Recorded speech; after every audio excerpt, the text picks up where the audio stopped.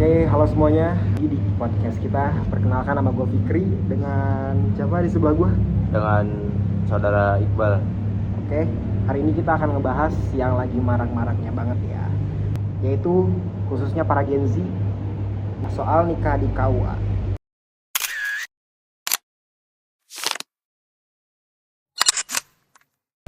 Untuk topiknya kita akan membawakan yang lagi rame-rame banget, itu adalah pernikahan Gen Z di KUA. Karena sekarang itu mulai banyak banget nih anak-anak Gen Z yang udah pada nikah di KUA dibanding mereka bikin pesta-pesta mewah gitu kan. Terus bahkan ada yang bilang yang penting sah buat nikah tuh. Tapi tenang, yang penting sah nikah dan tenang punya tujuan hidup setelah nikah. Nah, menarik banget kan untuk topiknya. Dan hari ini kita akan ngebawain topik tentang pernikahan Gen Z di KUA. Halo semuanya, halo juga Fikri, kembali lagi dengan pembahasan kita nikah Gen Z di KUA. Pembahasannya gila sih, tapi dekat banget sama kehidupan sekarang ya. Iya, betul. Jujur sekarang timelinenya tuh beda. Media sosial isinya bukan lagi nikah di ballroom, di pesta-pesta mewah, butuh budget lebih banyak. Tapi sekarang tuh mereka tuh pada marak buat nikah di KUA. Tujuannya biar hidup mereka setelah nikah tuh bakal terjamin, atau enggak mereka bakal punya tujuan hidup baru karena dia punya budget lebih kan setelah nikah. Oke. Ya, bahkan justru kadang terlihat lebih hangat dan lebih manusia dibanding acara yang lebih besar atau terlalu dipaksakan, atau kayak sebesar kayak mewah atau yang inilah. Jadi mending yang sederhana aja dibanding yang mewah-mewah. Nah, gue pengen mulai dari sini dulu ya, Bal. Menurut lo, kenapa sih Gen Z sekarang mulai tertarik sama konsep nikah di KUA? Karena kalau dibandingin sama generasi dulu ya, biasanya nikah tuh identik sama gedung yang besar, undangan ribuan, dekor mahal, kadang sampai ada yang ngutang demi kelihatan wah gitu buat para tamu undangannya. Sedangkan sekarang banyak anak muda yang bilang daripada uangnya habis buat sehari doang, mending dipakai buat hidup setelah nikah. Jadi mereka punya uang yang lebih gitu setelah menikah. Menurut lo perubahan pola pikirnya gimana tuh, Bal? Dari generasi dulu sama generasi sekarang Gen Z yang mereka milih untuk lebih milih untuk nikah di KUA daripada bikin pesta-pesta mewah gitu, Bal. Kalau di sini ya, kalau dari menurut gue pribadi, ekonomi itu jelas mempengaruhi ya, atau ya ekonomi jelas lah. Dimana sekarang kita membutuhkan yang namanya apa-apa serba uang. Nggak bisa yang dinamakan kayak nikah tuh cuma-cuma atau gratis atau yang lainnya. Bahkan kita menyewa penghulunya pun dengan uang gitu. Jadi sangat berpengaruh di zaman dulu dan zaman sekarang. Jadi menurut gua itu aja sih. Oke. Nah, itu dia. Karena kadang orang yang mau pesta yang mewah, tapi beberapa bulan kemudian malah pusing mikirin utang karena dia ngutang kan sebelum ada acara tersebut.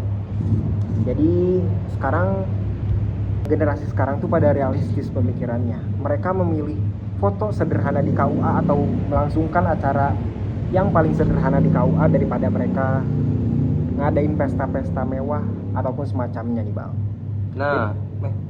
Nah, betul, karena sekarang lebih suka sesuatu yang genuine atau natural.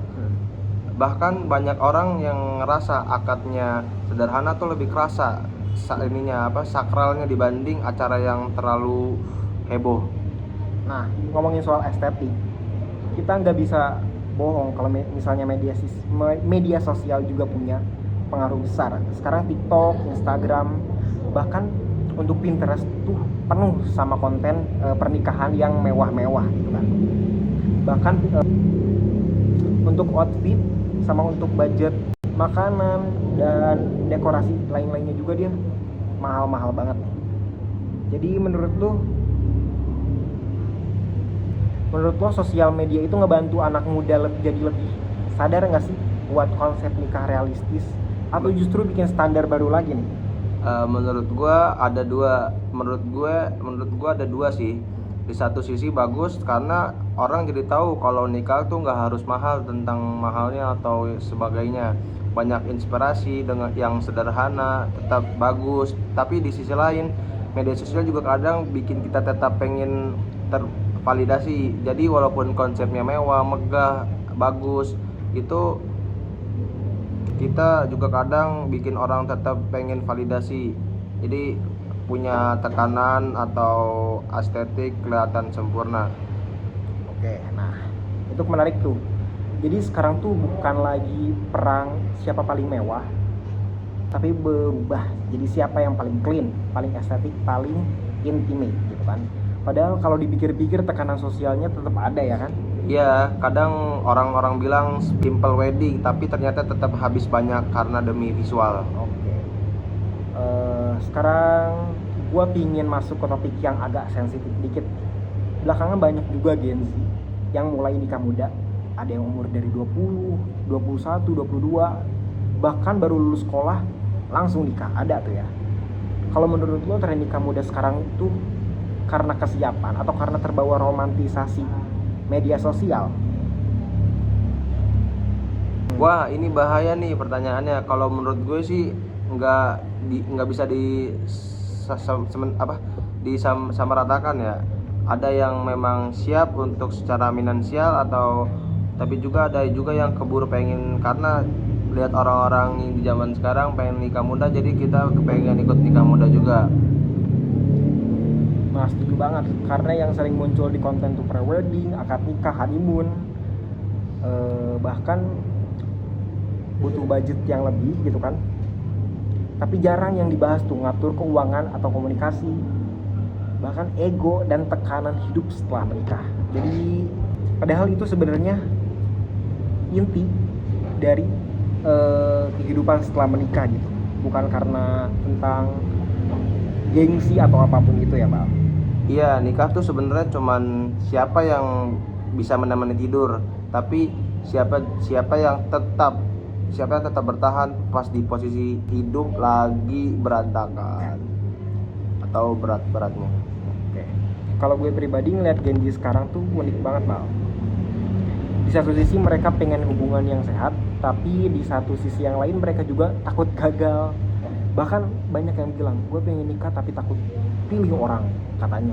Menurut lo ketakutan terbesar anak muda sekarang soal pernikahan itu apa sih? Kalau di gue sih takut kehilangan diri sendiri sih menurut gue, karena sekarang orang makin sadar pentingnya mental health, karir, mimpi pribadi. Jadi mereka takut setelah nikah malah hidupnya berantakan atau yang pikiran aneh-aneh setelah menikah. Itu aja sih. Oke. Menurut gue itu valid ya, karena generasi sekarang tumbuh dengan banyak melihat contoh hubungan yang gagal. Kadang jadi mereka juga hati-hati lebih untuk memilih pasangan. Mereka juga bisa lebih overthinking atau semacamnya itu. Betul, sampai ada yang pengen pasangan sempurna, padahal manusia nggak ada yang sempurna. Oke, nah Bal, sebelum kita tutup, gue pengen nanya satu pertanyaan yang terakhir, mungkin cukup dalam nih ya, cukup dalam juga. Boleh tuh. Oke, kalau suatu hari nanti lo nikah, apa hal yang paling pengen lo prioritaskan nih? Acara yang indah, honeymoon, kemana, ke luar negeri atau ke Indonesia, atau kehidupan setelah acaranya selesai? Kalau gue boleh jujur atau gue boleh milih, kehidupan setelahnya sih, karena setelah semua tamu pulang, dekor dibongkar dan foto-foto diupload yang jalanin hidup kita bersama. Oke. Wah, itu kalimat bagus, dan mungkin itu juga sekarang mulai dipahami banyak anak-anak Gen Z nih ya. Nikah muda bukan tentang terlihat hebat di depan orang lain, tapi tentang siap atau enggak nih buat kelanjutan hidupnya setelah menikah. Karena pada akhirnya akad itu cuma cuma beberapa jam doang dari bagian dari pernikahan tersebut gitu kan. Tapi pernikahan adalah perjalanan yang panjang banget sebenarnya. Itu ibadah yang paling panjang ya disebutnya ya buat Iya, pernikahan betul. tuh ya. Oke, cukup sekian dari kita untuk podcast ini, untuk podcast tugas Pancasila. Kalau kalian tim mana nih buat para Gen Z nikah di KUA yang secukupnya aja, yang sesederhana mungkin, atau lebih memilih untuk akad gede-gedean, nyewa ballroom, ribuan tamu undangan? Terus apa sih pentingnya bagi kalian untuk kalau kalian bahagia apa enggak atas kelangsungan pernikahan tersebut gitu. Oke, cukup sekian podcast yang kita sampaikan. Terima kasih ya Bal udah nemenin gua podcast buat tugas Pancasila ini. Oke, dengan senang hati dan sama-sama. Oke. Gua Fikri, Gua Iqbal. sampai ketemu di podcast selanjutnya. Terima kasih banyak. Oke.